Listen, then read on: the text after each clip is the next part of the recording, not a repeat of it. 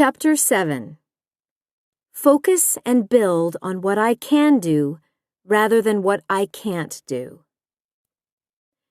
When my brother first read 10 Things, he commented, "Number 7 is true for all kids."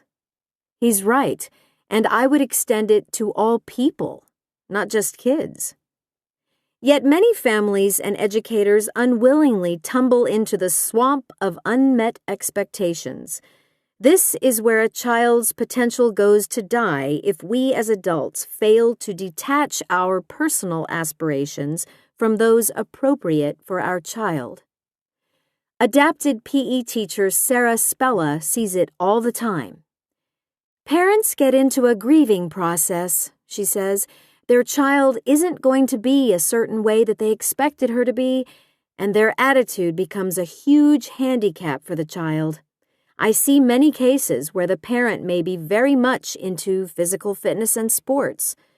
Their too high expectations in that area can turn the child completely off to the very things the parent wants him to be.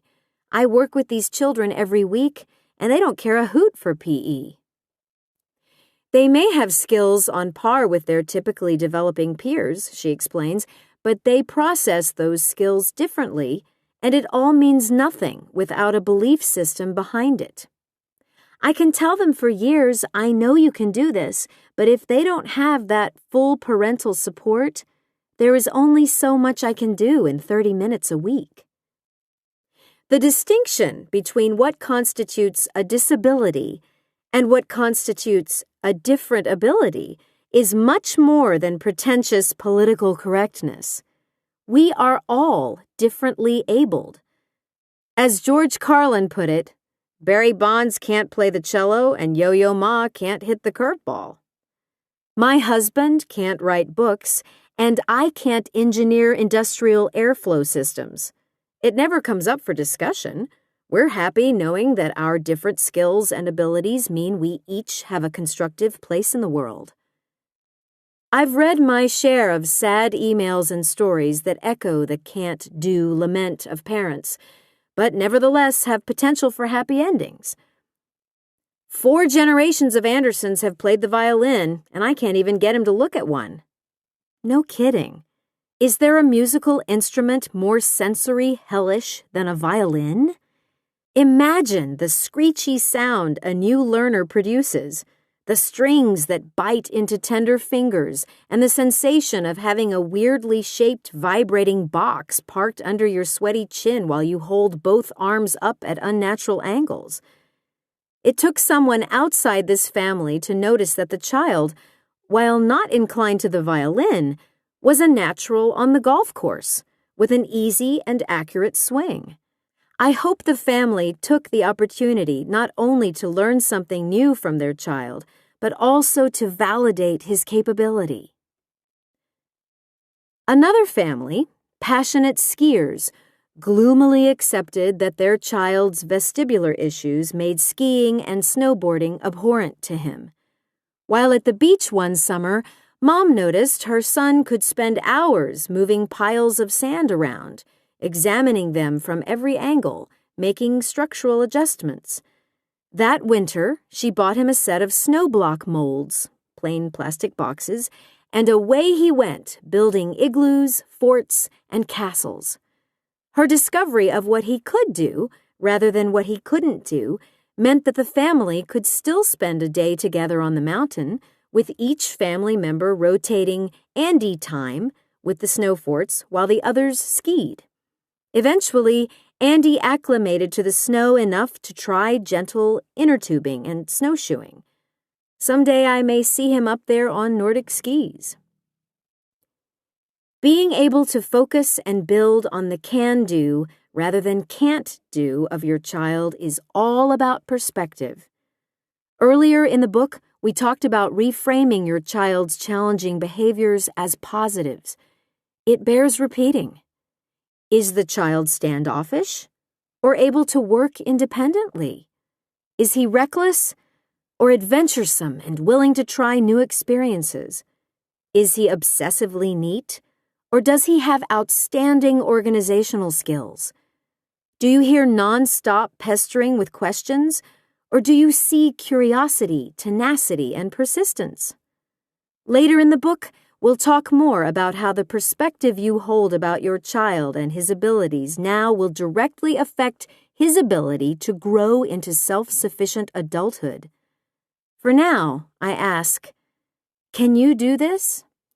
Can you shift perspective, build upon all that is positive in your child? Will you do this? My father marveled that he had never ever known a happier baby than Bryce, adding, "And I've been around a lot of babies." I agreed. Bryce, a sweet and placid infant, went everywhere with me. We enrolled him in a preschool program 2 mornings a week when he was 2. September wasn't yet over before the teacher reported that Bryce played in a corner by himself, that his language skills were underdeveloped, that he didn't participate in table activities, and that he hit and pushed his classmates. I struggled to believe this because it was so out of character. By spring conference time, nothing had changed. Bryce usually plays by himself, stated the written report. He's quiet and will observe other children. He has a hard time following directions. Bryce doesn't like art projects or table activities. He says words, but we have a hard time understanding him. He imitates the other children. Bryce has a short attention span. He doesn't interact during circle time. Wow, I thought. That's a damn lot of can'ts. He's 2. The recitation of can't or doesn't carried into the next year. At November parent conferences, I politely interrupted the teacher to ask if we could refocus on things that Bryce could and did do. With this prompt, I heard how he entertained himself for long periods, loved physical play, whether indoors or out, sought out sand table play, and had a gift for imitation. We concluded that his language delays interfered substantially with his ability to become a part of the classroom community. I thought, here is something I could do, and we entered the world of private speech therapy. Soon, he was putting together intelligible 3-word phrases at school. Still, my asking for cans and enlisting professional help didn't improve the big picture. The winter report came, by now wearyingly familiar, wants to interact with other children but doesn't know how, sits for long periods playing by himself, has a hard time listening in a group situation. I felt the time had come to stop the spinning. I asked for a meeting with the teachers and the school principal. After listening yet again to the same can'ts, a touchy exchange unfolded in which I asked the teacher flat out if maybe she didn't like Bryce. She reacted as if she'd been shot. I instantly felt crummy and a half, wondering if I had poisoned the productivity out of the meeting. "No, it's a legitimate question," said the principal. "You had to ask." The answer was that Bryce's teachers loved him, but his needs were beyond their ability to handle within the resources of the school. The meeting ended with the principal's decision to refer him to public early intervention services. "What is that?" I asked, having never heard the term early intervention. What was happening?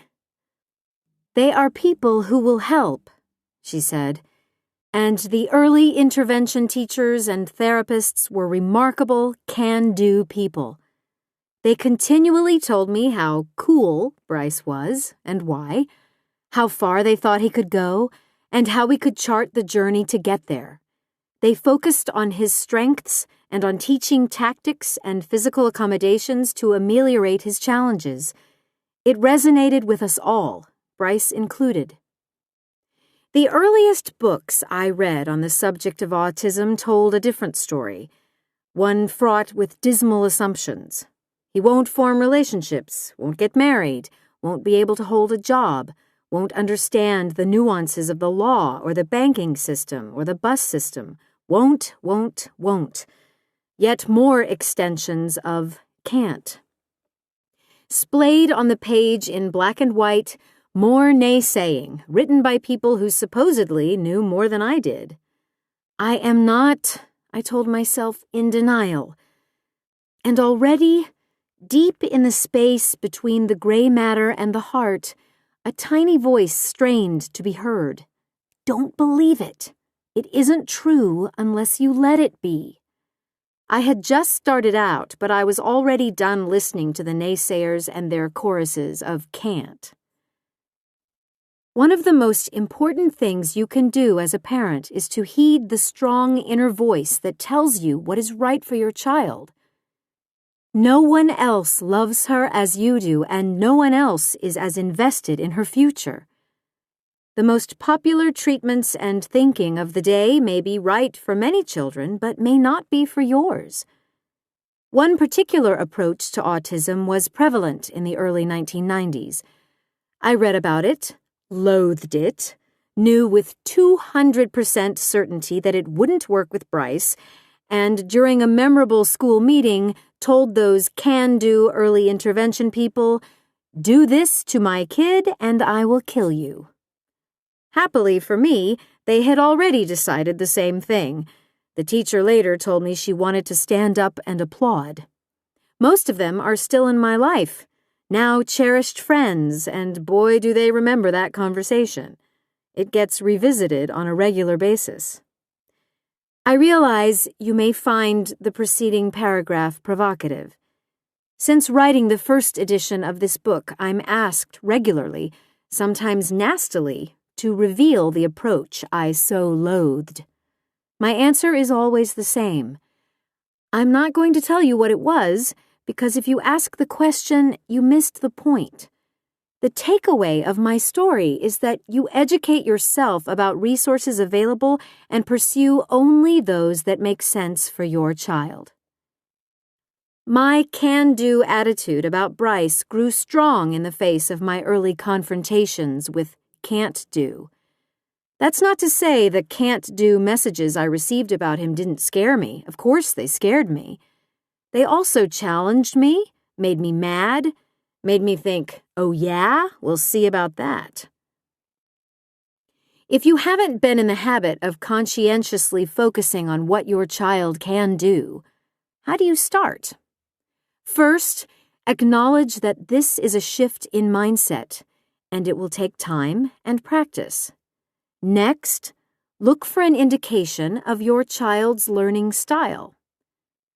Do not ask how smart is my child, but how is my child smart? Counsels David Souza, author of How the Brain Learns. Typically developing children may learn in a variety of ways. Children with autism may favor one learning style almost to exclusion of others.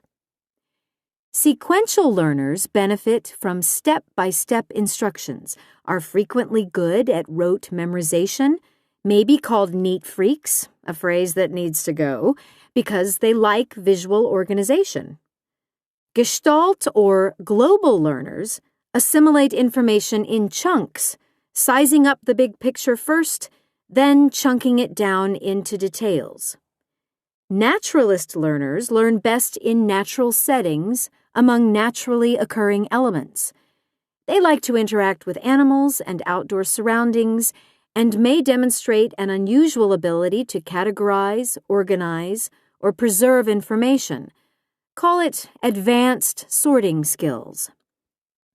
Kinesthetic learners learn by doing, seeking to experience the world through large and small movement of their bodies.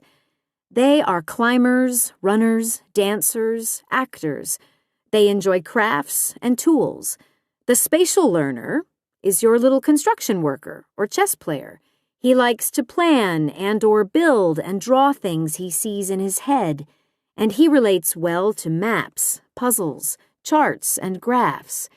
He seems to have an inborn understanding of concepts of physics and geometry, but may be poor at spelling and memorizing verbal passages. Many children with autism who are hypersensitive to noise and have delayed verbal skills may be musical learners. They perceive patterns in sound, rhythms, rhymes, raps, hold melodies in their head, and compose their own tunes as mnemonic devices. Understanding how your child or student processes information opens the floodgates to learning. You'll be able to guide her to success in activities inside and outside of school through which she can experience the self-confidence necessary to confront tasks or events that challenge her. You'll be more flexible and enthusiastic in your approach, and you'll see it in the increased enthusiasm she will have for learning because finally it makes some sense to her. In doing so, you must throw out conventional or typical growth charts and timelines that you may see in books or doctor's offices. Much of it is irrelevant to your child. At the outset of my journey, I learned that one of the hallmarks of autism is uneven development. One of Bryce's early friends was a 4-year-old oceanography whiz who had forgotten more about coral reef habitats and bioluminescence than I will ever know. His mother told me she would trade it all for a few moments of eye contact and a smile like Bryce's. I hope that by now she's gotten both. Bryce does have a brilliant smile, but the conventional timelines have been meaningless for him in many ways.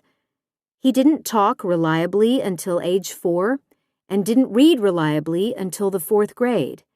He loved swimming pools but clung to the sides, a blonde barnacle, steadfastly refusing swim lessons until age 8 when, with the right teacher and the right pool, he churned through all 6 levels of the swim program in just a few months. His instructors told us that most kids get stuck at a certain level, sometimes for months, before moving on. As he did with his language development, Bryce learned to swim in a gestalt manner, big, albeit delayed, chunks, rather than the more typical progression of little steps.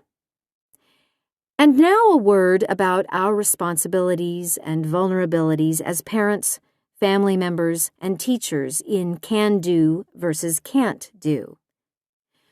One of the most distressing internet posts I ever read popped up on a site whose members were having a spirited discussion about my 10 things. One mom, who admitted to feeling tired and snarky, wrapped up a long "I love you but" message to her child with this: "Oh, and God, if you're listening, I take back what I stupidly vowed when she was small and adorable and didn't hit me, about not wanting her any other way than what she was. I'll take that trade-in now for the kid she was supposed to be." I wanted to both weep and rage when I read this, because I am beyond certain that her child hasn't asked God if she can trade in her mother for the parent she was supposed to be. I weep for the everyday magic this mom will miss in her child, the opportunities and accomplishments drowned in the stew of bitterness. I rage at the no-win situation in which she's placed her child, the unfairness of blaming autism for even the regular kid things she does. Don't feed almonds and Barbie parts to the dog. I don't appreciate the extra mess. Though I empathized with this mother's soul-crushing fatigue, and though most of her post was snarly, I could still pick out building blocks of hope that had the power to turn the whole thing around. She worried for the future of her child as an adult, and she wanted to lessen the impact of her child's autism on the siblings. She engaged her child in occupational and speech therapies, albeit referred to as tortures. She weighed the pros and cons of medications, so while her harsh words made me cringe, I can hope she found her way to building on what both she and her child can do. If you're treading quicksand in the swamp of what might have been, you can be sure that's the message your child gets. You're a rare person if being constantly reminded of your shortcomings spurs you to improve. For the rest of us, it's a self-esteem squasher. Time to grab for that overhead vine and realize that only a pencil dot separates bitter and better. As parents and family members and teachers, we do need to reflect this advice about can do and can't do back on ourselves. When a diagnosis of autism comes in, many parents feel overwhelming urgency. They rush to read everything about autism they can get their hands on, join online discussion groups, and network like mad with other parents. Sometimes the ensuing crush of information overwhelms. Some of it is encouraging and uplifting. Some of it is depressing and spirit-sapping. There are professionals to consult, school and therapy programs to be put into action, medications and special diets to consider, and worries about how to pay for it. If you allow this avalanche of new information to overtake you, you risk overdosing on the very tools that are going to get you through the long haul ahead. Paralysis sets in. It's real. It happens. Here is one thing you can do. Adjust yourself to this new challenge at a measured, reasonable pace by knowing this. You have time. You have lots of time. You have today. You have tomorrow. You have next week. You have next month, and next year, and many years after that. Every passing year brings new information and understanding for you and for the fields of medicine and education. Tune out the naysayers. Stay the course. Results will come.